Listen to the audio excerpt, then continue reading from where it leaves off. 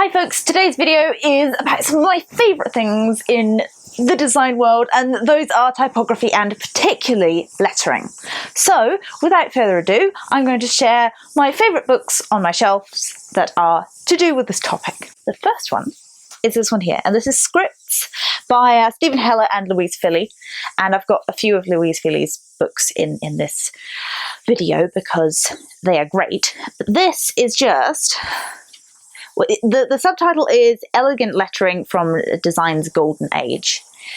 So this is a real mix of all sorts of lettering pieces from all sorts of different places from this kind of era of golden age of advertising and lettering. Look at that.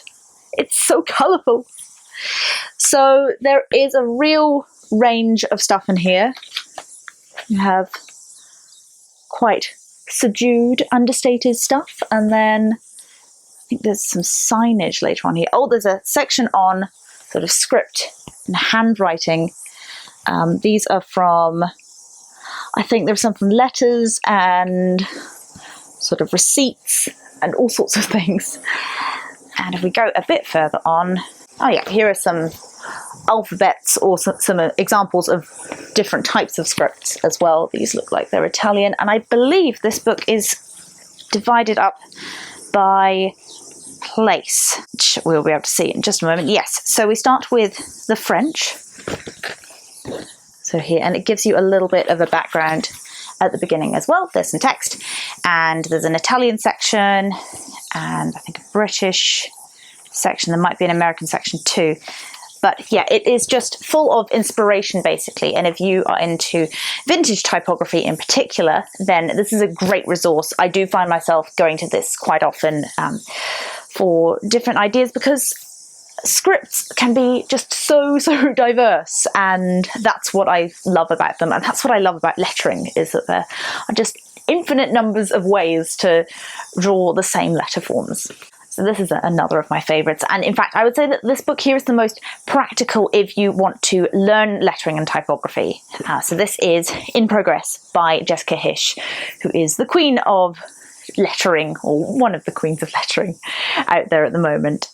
She did the Penguin Drop Cap series and many other things. So this has a kind of portfolio of her work. It has an introduction which goes through how she got into lettering in the first place, which is very interesting. And it basically takes you through every step of the process of lettering. So you start out with, these are the tools that you need. So this is obviously the analog section, and then she talks a bit about digital tools as well. And then further on, yes, so she goes through the research and brainstorming section, that whole stage of creativity, and then thumbnails, and then turning those into sort of sketch works like this. And it's really interesting to see her process and how you can then adapt that for your own. So I don't follow this absolutely step by step, but my process is quite similar to what she does. I don't tend to do the whole vector, and I digitize in a different way basically. I tend to use Photoshop more than Illustrator when it comes to that, but there's a whole section on how to use Illustrator, and that's the kind of thing that would go alongside online courses quite well as well. She's actually got a Skillshare class as well, which goes through a lot of the same kind of things. But yeah, this is great because you pay for it once, and then you've got it for life to keep looking through. And oh my goodness, I just love her style and all the lovely little flourishes that she does. So it's a real treat to look through some of her work as well, and to see it in print form, because this is how a lot of it was designed to be seen as opposed to online. So that's a real delight. The next one isn't technically about lettering or typography really, but it involves quite a lot of typography, so that's why I've included it. And it's beautiful. It is hand-drawn maps, and this was given to me by the lovely Jen Campbell, who knows me so well to find a book like this. So this has actually got a section at the front, I think, where is it, about hand lettering. Oh yes, there's a little bit there about serif lettering and cursive script, which I guess would be the two most common ones seen on maps. And yeah, it's basically full of different designers' maps and how they have interpreted these different challenges that the author has set. And then they challenge you to also look at some of these examples and create your own. So this is just a really fun book if you're looking for sort of inspiration for things to be creative with that might be a bit outside of your comfort zone. And it's not just physical maps. There are things like family trees. There's a palmistry hand drawn in here as well, and there's a fictional section as well, which encourages you to draw one of your favourite fictional places. So you might do one of Narnia or Middle Earth or something like that. So this is a really neat, colourful, creative book. And I think this will be a great way to kind of stretch your typography skills as well and apply them to something that you might not normally. Okay, so I said I was going to talk more about Louise Feely, and we've got this one here, which is Elegantissima, which is basically a portfolio of her work. So as opposed to the other one, which is just written by her and compiled by her, this is stuff that she has designed over the years, and I mean, her stuff is just beautiful. This is a gelato logo that she designed. Lots of lovely colours and lovely scripts, and I think the title of this is so appropriate because all of her work is just so elegant, and that really sums up her style. And not all of it is super kind of stereotypically feminine looking. These are rather lovely here, and these are, I believe, made from tailored suits, and these are the logo on these menus are made from labels that you would put in garments. So it's really creative, and it can make you start thinking outside the box when it comes to typography and what you can do with it. And there's a section where she talks about some stamps that she designed. And it's amazing to see all the different types of things that she's worked on over the years as well. And a lot of this is very vintage inspired too, which I'm very into. So, oh yeah, and then at the back she's got a whole section here where she's just going through some of the different logos and redesigns of logos these are. So it'll show what it looked like before and how she recreated them.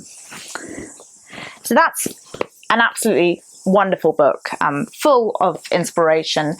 And likewise, I'm just going to show quickly one of her other books, and this is all about the signs of Paris, as in the signs that are above shops and all of that.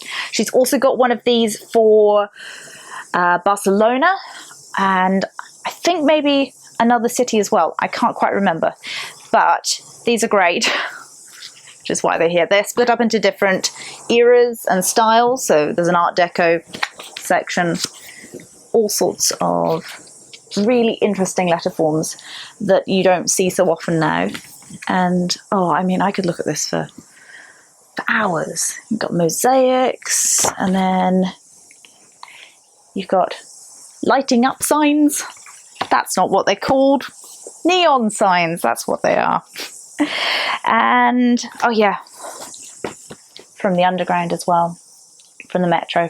And yeah, the Barcelona one, also very, very cool, because Barcelona is known for its amazing sense of style.